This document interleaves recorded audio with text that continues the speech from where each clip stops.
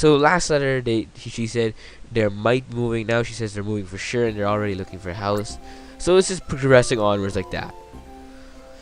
Anyways, our attention. Now what am I saying? Miss April wants our attention. She says that the Mantine Crawford rescued was like nursed back to health, so it's all good now. You know, Mantine's all cool, good. Everyone's happy and dandy. Today, as scheduled, the topic is the teamwork between rangers and operators. So, we're basically learning that it's important that we have, we have teamwork between rangers and operators. Because operators are the ones that light the path for rangers. Basically, they're very important. That's what she's trying to say. Yeah, like she even says, that doesn't really literally mean holding a flashlight or anything, but yeah. Operators support rangers in other ways like recharging their styles, which is very important. I gotta say, you'll be thankful that they're there later on in the game. And operators provide rangers with information and advice, and you know, stuff like that. It's very important. And she asked what the communication system was called, and Rhythmy's like, yes, it's called voicemail. Which, if you remember, Crawford was like, yeah, with voicemail there.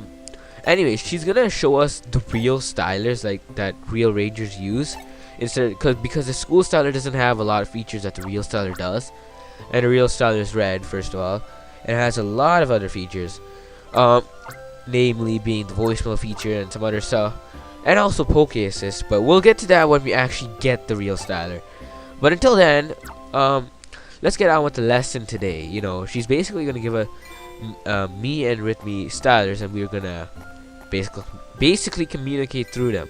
And these will help today. I'm telling you, they're gonna help you. And yeah, Rhythmy's like, can you hear me? And obviously we're in the same room. I can easily hear you. And yeah, we should get farther apart. I'm gonna go walk down there, but that doesn't really change anything. We still are pretty close. Or well, at least I think I was trying to get out of the room. But Mr. Kincaid's gonna be like, hey, no running in your classroom either. But I wasn't even running. I that was like jogging, I guess. Or maybe it's just I walk like that. I don't know. And yeah, he's like, I'm sorry, Miss April, for disrupting you, but there's a small matter which I would like to speak to Keith about. And Miss April's like, oh, Keith's running late today. It's not like him, but late, you say. You see, we have a problem in our hands. We had a number of stylers stored in the staff room, had I say. Now the entire lot of them has disappeared. And apparently all the students are innocent. And oh, just one thing. Isaac, the student we saw before in Mr. Kincaid's room, he is not in our class. He's in Mr. Kincaid's class. Just, you know, you might be wondering why we aren't seeing him at all. It's because he's in Mr. Kincaid's class. And yeah, Mr. Kincaid is basically accusing Keith of stealing those stylers in the staff room. And Rhythmy's like, Mr. Kincaid, Keith is a prankster, but he's no thief. And yeah, Mr. Kincaid is like, he runs in the halls, he sneaks into the basement where he's not permitted. Yeah, we kind of did that, but I did that too. I don't know why he doesn't know I did it. Maybe he just didn't notice me because I'm a new student. Maybe he just doesn't recognize me. But Keith has been here longer, I guess. I'm not sure. Anyways, it's wrong to cast suspicion on others without proof. Okay. Now it's time. The class is kind of canceled. We're all looking for Keith now. Yeah, all the students are gonna look for Keith.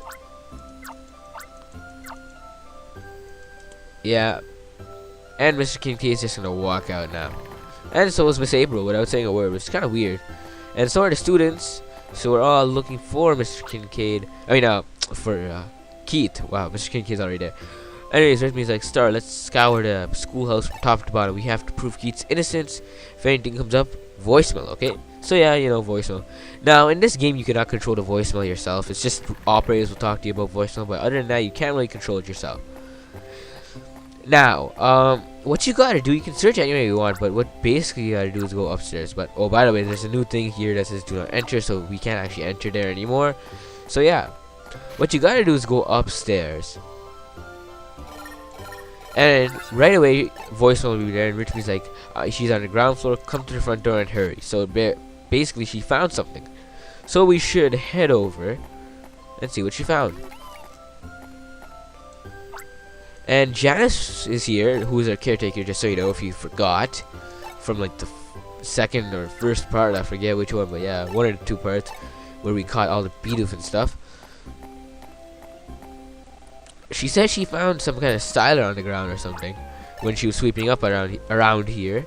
And look here, it is a styler. So that's one styler right there.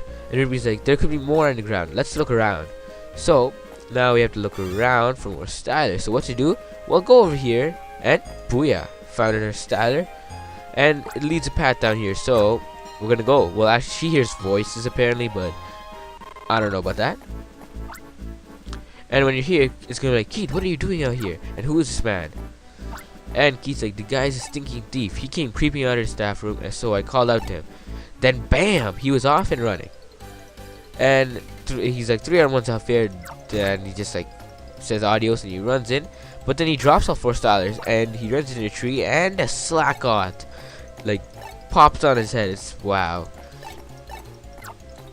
And Keith just grabs those 4 stylers and he's like, wow, a slacker fell out of the tree. It serves you right.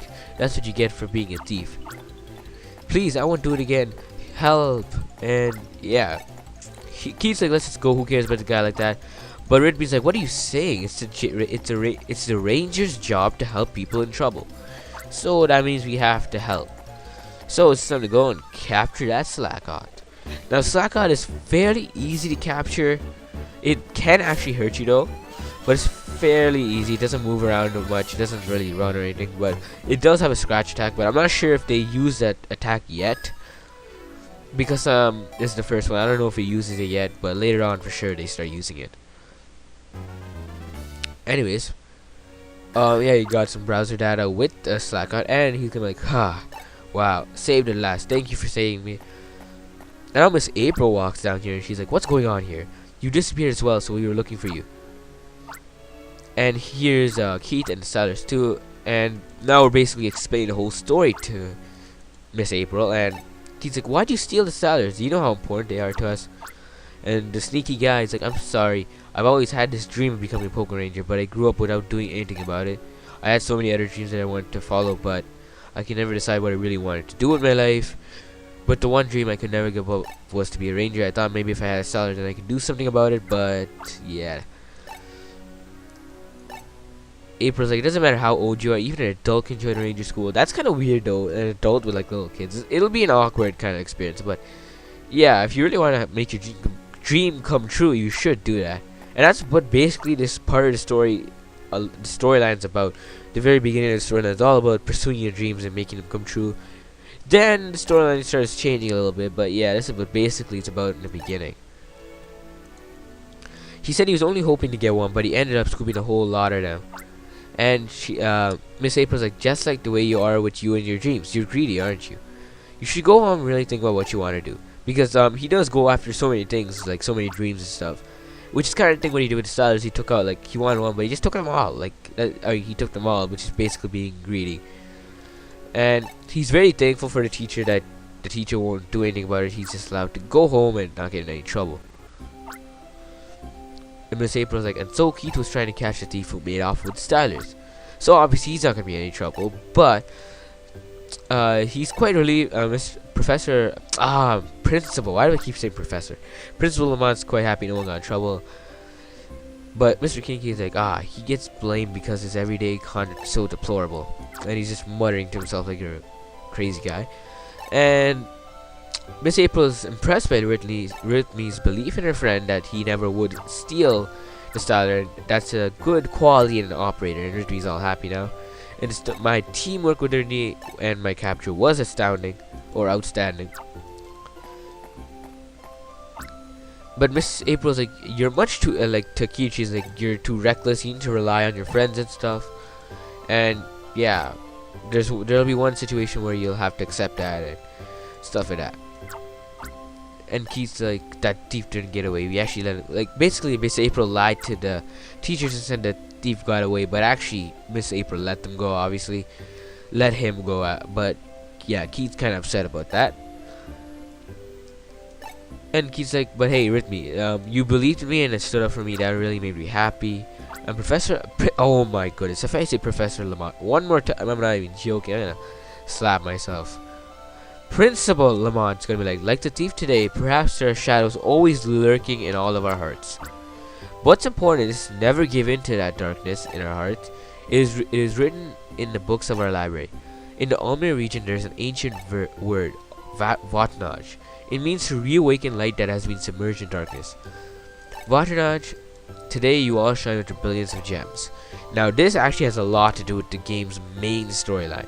Gems, Vatnaj, everything. Actually, the Japanese name of this game is Pokemon Ranger Vatnaj. It's not actually Pokemon Ranger 2 Shadows of Almia. It's actually Pokemon Ranger Vatnaj. And that really means a lot in the end of the game. But anyways, you're gonna get another letter. It's gonna say, "To Big Brother, thank you for writing. Voicemail. We chose where we're going to move. It's a place called Chico Village in Almia. We can see you when you graduate." Basically, it's Chico Village is south of Vientown, and Vientown's west of here. It's very close actually. Anyway, like Chico Village is very close, but Miss April's gonna like, today you'll be finally going on your one-day internships. You will get to experience what it's like to be a real ranger, operator, or mechanic. So we're gonna go out and go to different facilities and go and experience one day of actually being what we want to be. So for Ritmi, that would be being an operator. For us, that would be being a Pokemon Ranger. We're gonna go to Vientown, Vientown's Ranger base, and that's where Crawford is too. So we should go over there. Me and Keith are going to the same place. Ritmi is gonna be an operator, so she's not going there. She's actually gonna go to the Ranger Union. But first, she's gonna show us a newspaper. Now, this top screen shows a part of it as well. It says Ranger Union issue. There's really nothing to read because you can't read any of the writing, but you can read the subheadings, and like in the bottom screen, you can see most of the subheadings. And this just shows the command center, the Ranger Union chairperson, and look at Ranger Union HQ, the hub of operations, all that stuff. It's pretty cool, and she's gonna like, the Ranger Union's really far from here. It actually is. You're gonna go there eventually in the game. It's not too far, but yeah, you'll go quite a bit later, but it is very far. And Keith's like, sorry, you're off to Vientown too, right? Let's go together. And now it's been a while, so it's a good idea to save. So I recommend you do that.